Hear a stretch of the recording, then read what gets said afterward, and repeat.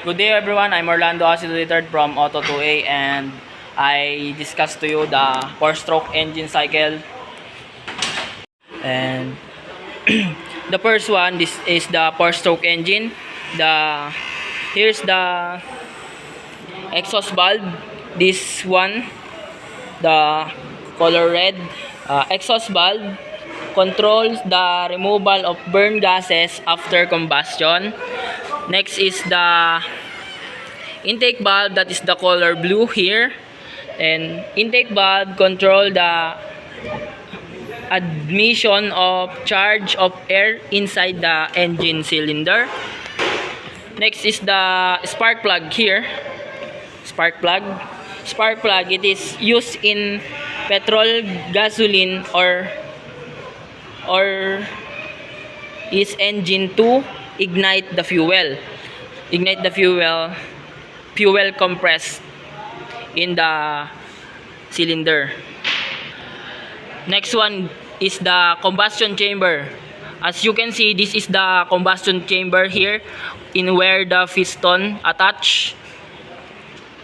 Combustion chamber, the area within the cylinder where the fuel and air mixture is ignited here, as you can see. After that, this is the piston. Next, the piston here, the piston, as you can see. What is the piston? The piston is the reciprocating member of the engine. It reciprocates in the cylinder. This one. Next one is the crankshaft. As you can see, this rotating this is the crankshaft. And crankshaft, it is rotating member which connect the crank. Next one is the connecting rod. This is the connecting rod. Connecting rod is used to convert the reciprocating motion of the piston to rotary motion of the crankshaft. The next one, I explained the 4-stroke cycle. First is the intake. Right here, the intake stroke. The piston moves downward to the bottom. This increase the volume to allow a fuel air mixture to enter the chamber. Next one is the compression stroke in second cylinder. Compression stroke, the intake valve is closed and the piston moves up the chamber to the top. This compress the air fuel mixture. So in the compression stroke, that is the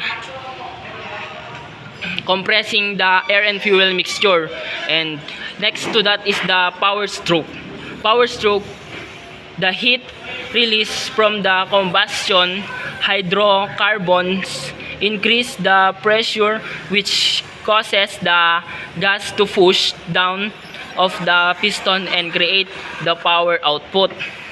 So after the compression, the power stroke, that's need to be power and transfer to the crankshaft into the transfer to the transmission. And the lastly is the exhaust. What is this exhaust? Exhaust, as the piston reaches the bottom, the exhaust valve open, the remaining exhaust gas is pushed out by the piston as it moves back upward. So that is the 4-stroke cycle of system or operation to make one cycle of 4-stroke. You need intake, stroke, compression, power, and exhaust to complete the cycle. Next one, I explained the 4-stroke cycle engine, the firing order. The firing order of 4-stroke cycle is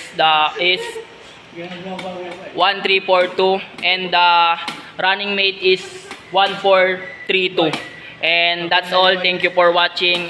Once again, I'm Orlando Acido III from Auto 2A, and that's all. Thank you. Dikitin mo kaya ito para ganyan. Di nga.